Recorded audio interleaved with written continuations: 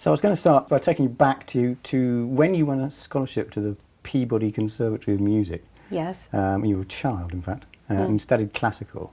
I just wondered what the sort of main memories that you have of that now, and what do you feel you've kind of brought with you from that time?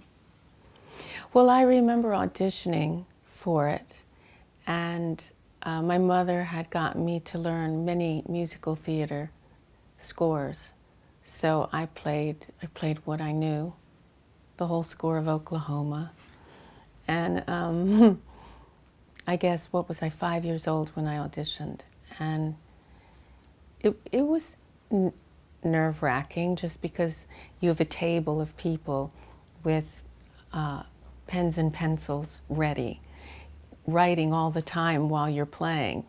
And you're so young, you're not used to that. So that's left an impression on me.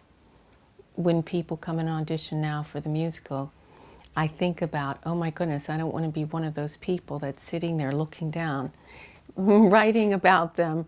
You want to be looking at them and experiencing their performance. So maybe that has had an impact on me my whole life from that time. So you must have been, I mean, to do that at that age, you must have been kind of a bit of a prodigy. Well, I could hear music and play it back, and I had been able to do that. My mom since I was 2.5, and to be honest with you, I don't really think about it in terminology. It's just what I knew. So I would process anything through song. I had a strange environment. My daughter thinks it's very strange, my environment, because she chooses what she wants to believe in. I don't force, and her dad doesn't force on her that she has to believe in this. She has to go to church and believe in all these things. We don't dictate that, but it was very much understood that to be part of the family, you had to have not just a belief, but all these beliefs. So I think in order to escape somebody else's belief system that I had to just agree with, I would escape into the world of composition. So while my dad would be sitting there reading a paper thinking I was playing my lessons, I'd be doing variations on a Led Zeppelin song just to survive, to create a sonic window that I could climb through, and I'd be in the Andromeda galaxy, sitting right there while they're reading the paper, my mom reading her devotional Bible. I'm free. And that's how I looked at it. It was a means of survival.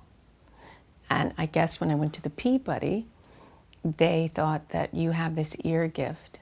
And if you can't read, if you can't incorporate that skill, then you will be dependent on somebody else to read scores for you, analyze them for you.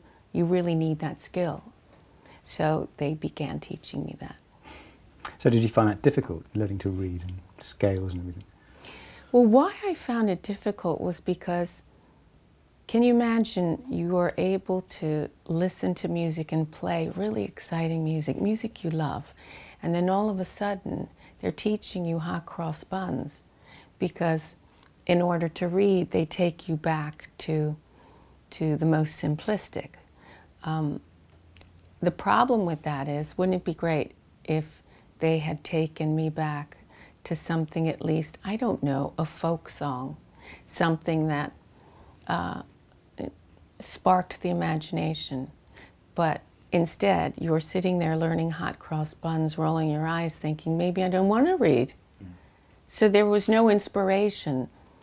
And it took a little bit of time for me to get to the minuets and things like that.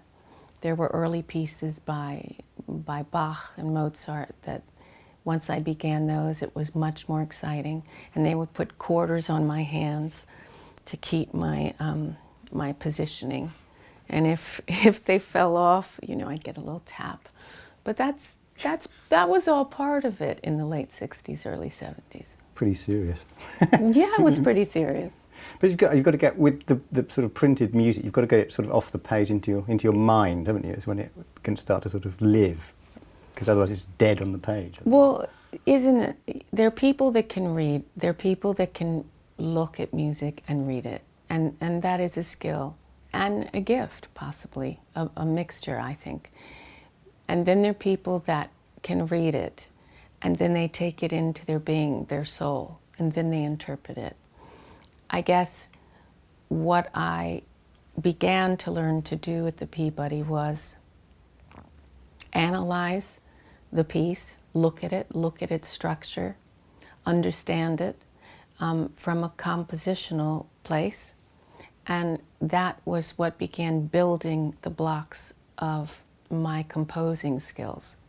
And had I not had that, I wouldn't be composing a musical right now. So at that point, did it occur to you that you might be a fully fledged classical musician, you know, from the start?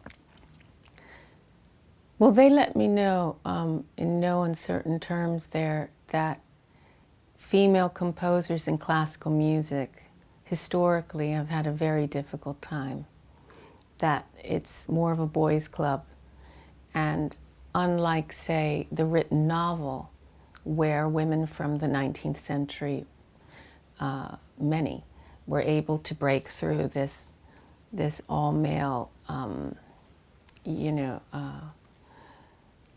rugby scrum. They were able to somehow maneuver through that. And I'm not saying it was easy, I'm not saying that.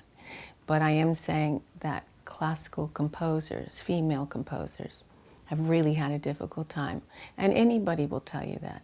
So I think that drove women in the 20th century to other forms, musical theater, jazz, different expressions, contemporary music, and therefore in the late 60s, early 70s, my heart was about being able to compose. So I thought, why try and fight something, a mountain that is completely rigid and unopen? So I was drawn to more, I don't know, modern expression. It was a bit freer, obviously. At the time, it was freer. Yeah. So your band, Why Can't Tori Read? This was a sort of reference to this kind of hierarchy of cultural expectations that they tried to put on you. Kind of thing. Well, yes, I think it was a reference to that, and it was a reference to, in the 80s, there was this campaign, Why Can't Johnny Read? And you have to reach back and go back a while now to 80s culture. But the idea being that a lot of teenage children couldn't read. And it happened to be a moment in time where my own experience of reading music and people reading the written word sort of collided. And it's not a title that holds up well because it doesn't really make sense in the 21st century. So I imagine you must be able to read fairly well now, read music?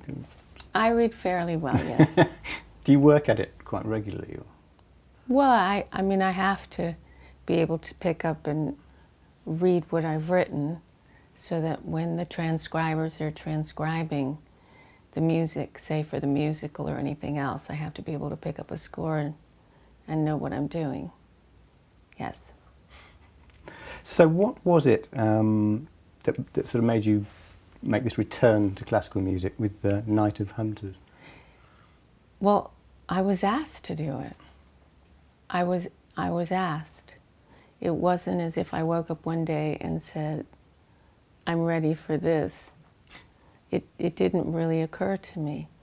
I was approached by this musicologist from Germany, Dr. Alexander Burr, and he found me.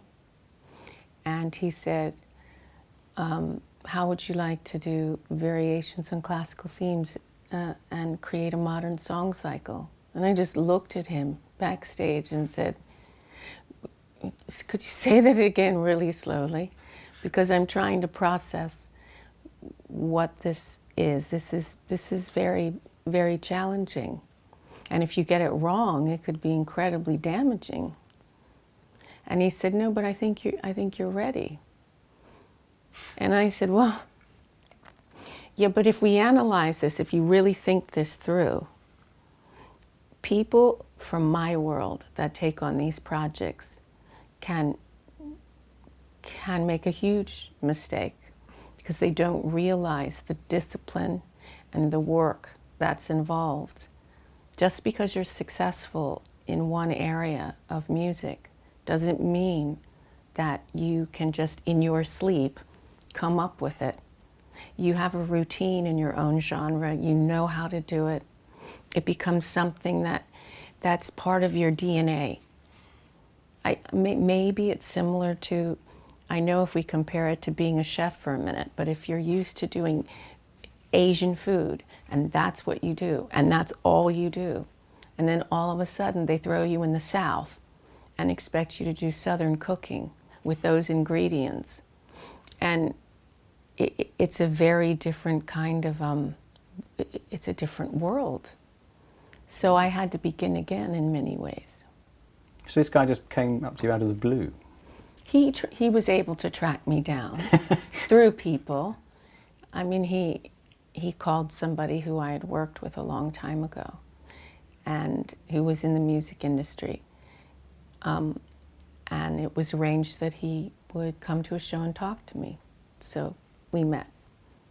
But I have to tell you, I had to go away really thinking, well, in order to do this, I'm going to have to listen to more classical music than I've listened to in 30 years, 25 years. So I have to now study, set aside 3 hours a day just to study and listen in order to find the pieces that might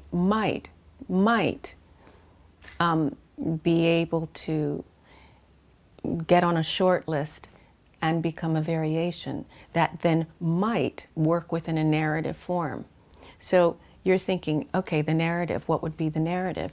And that side of the project you're working through, and you're listening for a few hours a day to music, and you're thinking, that's great, but that has nothing to do with the narrative that I'm thinking about.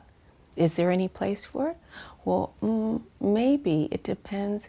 So you start making then, like I told you, a list of these songs. And then you listen to certain things and say, there's no way. There's no way, if this were the only piece left, that I could do a variation on it. I find no way into this structure. I cannot enter. It's locked to me.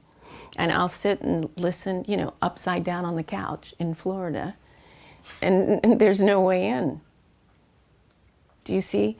That's where learning structure came in as a young child, because when I listen to a piece, I see the whole architecture. And sometimes, yes, I'll just say, okay, get me the written music so I can really look at it and make sure that I'm right. And sometimes I would find a way in by looking at the written structure. But I had to approach it with study and discipline that I learned as a child.